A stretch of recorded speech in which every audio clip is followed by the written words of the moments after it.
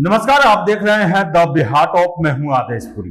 BPSC 70वीं civil सेवा आपको बता दें कि 28 सितंबर से फॉर्म फिलअप करने की प्रक्रिया शुरू हुई और 18 अक्टूबर तक का समय दिया गया है। हालांकि आपको बता दें कि परीक्षा फॉर्म डालने के डेट में परिवर्तन यानी कि विस्तार जो है वो दिया जाना संभव है। इसके साथ साथ आपको हम बताएं कि महज 10 दिनों में आपको आश्चर्य होगा 3 लाख से अधिक, कल तक का ये रिपोर्ट है, अगर आज का जोड़ दिया जाए तो लगभग 3.5 लाख 4 लाख भी जा सकता है। लगभग 3.5 लाख के आसपास कैंडिडेट्स ने अपना रजिस्ट्रेशन करा लिया है 10 दिनों के अंदर ही।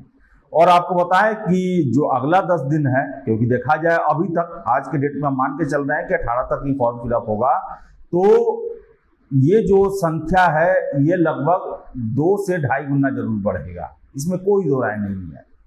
और आपको बता दें कि आयोग ने 2 डेट पर एग्जाम लेने को लेकर पत्र लिखा है, 13 और 14 तारीख। और आपको बता दें कि आज के प्रभात खबर पेपर में दिया हुआ है कि बीपीएससी ये मान के चल रही है कि अगर 7 लाख से अधिक फॉर्म गिरता है तो 2 सिटिंग में एग्जाम लेना होगा। उसके लिए भी हम तैयारी कर रहे हैं। और अगर 7 लाख से कम होता है, और पेपर में यह भी दिया गया है कि लगभग 5 लाख छात्रों के एक दिन में परीक्षा कराने के लिए जो है वो व्यवस्था है वो लिया जा सकता है, क्योंकि इसमें मानदंड फिक्स किए गए हैं। आप देखे भी होंगे जो वायरल लेटर हुआ है उसमें दिया गया है कि कैटेगरी वाइज जो है हर एक सेंटर को बताना है, और उसमें अपना मानदंड भी फिक्स किया गया है कि कैसे स्कूल होने चाहिए और क्या क्या वहाँ व्यवस्था होनी चाहिए। तो आपको हम बताएं कि लगभग जो है वो 3.5 लाख के आसपास कैंडिडेट जो हैं वो अभी तक रजिस्ट्रेशन करा चुके हैं। और इस बार भीड़ होना तय है। भीड़ होना इसलिए भी तय है कि देखिए इतिहास की सबसे बड़ी बहाली है, और इतना सीट जो है किसी पीसीएस में नहीं आता है। अगर हम बगल के राज्य यूपी को भी देखें तो वहाँ भी इतना सीट नहीं रहता है। और सबसे बड़ी बात, बड़ा ही महत्वपूर्ण सीट है, 200 एसडीएम है, 136 डीएसपी है, 168 सीटीओ है, 393 आरडीओ, 287 सीओ का पोस्ट है। तो ये जो है वो सिविल सेवा की तैयारी करने वाले छात्रों को अपनी तरफ बहुत ज़्यादा आकर्षित करता है। और आपको बता दें कि समाचार पत्रों के ही हवाले से है कि इस बार हो सकता है कि बीपीएससी 40 से 50% क्वेश्चन जो है वो यूपीएससी लेवल का पूछे, यानी कि स्टेटमेंट बेस्ड होगा, मैचिंग करने के लिए होगा। ऐसा क्वेश्चन होगा जिससे आप देखेंगे कि या तो प्रश्न 8-10 लाइन में होगा, या फिर उसके जो ऑप्शन होंगे वो बहुत पेचीदे होंगे। यानी कि स्टैंडर्ड बढ़ाने की बातें जो है वो बीपीएससी के द्वारा भी बोला गया। बीपीएससी के द्वारा भी ये कहा गया है कि जो प्रश्न है वो एक अपना उसका एक अपना महत्व होगा, वो स्टैंडर्ड होगा एक। और इस तरह भी आप देख रहे हैं कि 67वीं के बाद से जो है बीपीएससी ने अपने प्रश्न पूछने के तरीका, पैटर्न, लगभग सब चीज़ में तब्दीली की है, स्टैंडर्ड उसका हाई किया गया है। तो बता दें आपको कि परीक्षा जो है वो काफ़ी कॉम्पिटिटिव होने वाला है, और महज 10 दिनों में 3 लाख से अधिक, लगभग 3.5-4 लाख के आसपास कैंडिडेट ने अपना रजिस्ट्रेशन कराया है। तो आप समझ सकते हैं कि कैंडिडेट्स जो हैं वो ज़्यादा होंगे, क्योंकि जितने हिंदी पट्टी के कैंडिडेट हैं जो सीरियस हैं वो इस परीक्षा में ज़रूर भाग लेंगे और ज़रूर बीपीएससी की परीक्षा देने के लिए आएंगे। तो आपको बता दें हम कि तैयारी भी आपको उस लेवल का करना होगा, और परीक्षा का डेट भी बढ़ गया है, 13-14 दिसंबर हो गया है। ये आपके लिए काफ़ी अच्छा मौका है। तो किसी भी तरह से आप नहीं चुके इस परीक्षा को लेकर, क्योंकि आपका इसमें मुकाबला बहुत ही मजबूत कैंडिडेट्स से होने वाला है, विभिन्न राज्यों के कैंडिडेट्स से होने वाला है। और साथ साथ क्वेश्चन भी बीपीएससी जो है वो यूपीएससी लेवल का लगभग 40 से 50% रख सकता है।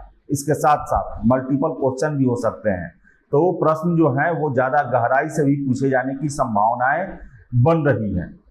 इसके अलावा बता दें कि बहुत सारे छात्र जो हैं अस्थायी पता और एडिट के ऑप्शन के लिए लगातार हमें भी फ़ोन कर रहे हैं, और आयोग को भी वो ईमेल कर रहे हैं। तो आपको बता दें कि आयोग को तो ईमेल करना सबसे ज़रूरी है, क्योंकि आयोग में हमने आपको पहले ही बताया था कि हर एक ईमेल का जांच होता है।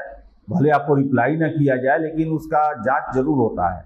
और जो छात्रों की डिमांड सबसे ज़्यादा होती है उस पर कार्रवाई जरूर होता है।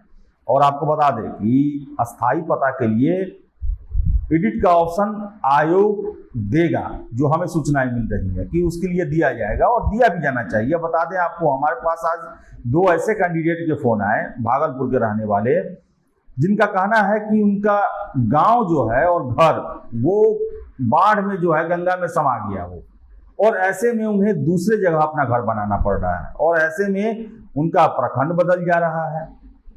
तो उनके लिए तो आवश्यक है। और वैसे बहुत सारे लोग हैं, बहुत सारे लोग जो हैं वो एक जिले से दूसरे जिले में अपना स्थायी पता बना लिए, घर बना लिए। तो पिताजी भी कितने लोगों के हैं जो दूसरे जिले में काम किए और वहीं घर बना के रह गए, अब वहां से अब नहीं जाएंगे, या बहुत सारे कारण हैं जिसके कारण अस्थायी पता में परिवर्तन करने की जरूरत उनके लिए है। और आयोग को इस पर ध्यान देना चाहिए। जो जो दिन बीत रहा है त्यों छात्रों में बेचैनी जो है वो लगातार बढ़ते जा रही है। तो गुजारिश है आयोग से इस पर जल्द से जल्द फैसला लिया जाए और फॉर्म भरने में कोई समस्या ना हो, कोई एडिट और ये सब का प्रॉब्लम ना हो, इस पर ध्यान दिया जाए। क्योंकि ये ऐसा एग्जाम हो गया है, इसमें फॉर्म फिलअप करना भी एक मिशन हो गया है। अच्छे से फॉर्म फिलअप हो जाए, ये भी एक बहुत बड़ा एक चैलेंज हो गया है छात्रों के पास। तो आशा हम करेंगे कि आयोग इनका जो है वो सरलीकरण करे, इनको इन प्रॉब्लम को सॉर्ट आउट करे। और साथ साथ ये भी छात्रों का कहना है कि वो डाटा कुछ डालें, गलती से कुछ और डल गया या फिर लिया नहीं, जिसके कारण डॉक्यूमेंट्स तो सही है लेकिन उसका जो ब्यौरा देना होता है उसमें कुछ गड़बड़ हो गया है।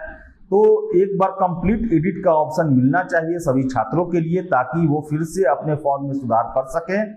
क्योंकि अगर फॉर्म में कुछ भी गड़बड़ी रहेगा तो छात्र का एग्जामिनेशन की तैयारी में मन नहीं लगेगा, वो दिमाग जो है कहीं ना कहीं वहीं पे अटका रहेगा। तो ऐसे में गुजारिश है आयोग से इन पर ध्यान दे और फॉर्म फिलअप का जो प्रॉब्लम है उसको सॉर्ट आउट किया जाए और एग्जामिनेशन फॉर्म फिलअप करने का डेट भी एक्सटेंड किया जाए, उसके लिए नोटिफिकेशन जल्द से जल्द जारी किया जाए। तो फिलहाल इस वीडियो में इतना ही। वीडियो पसंद आए लाइक शेयर करें, हमारे चैनल द बिहार टॉप को सब्सक्राइब जरूर कर लें। धन्यवाद।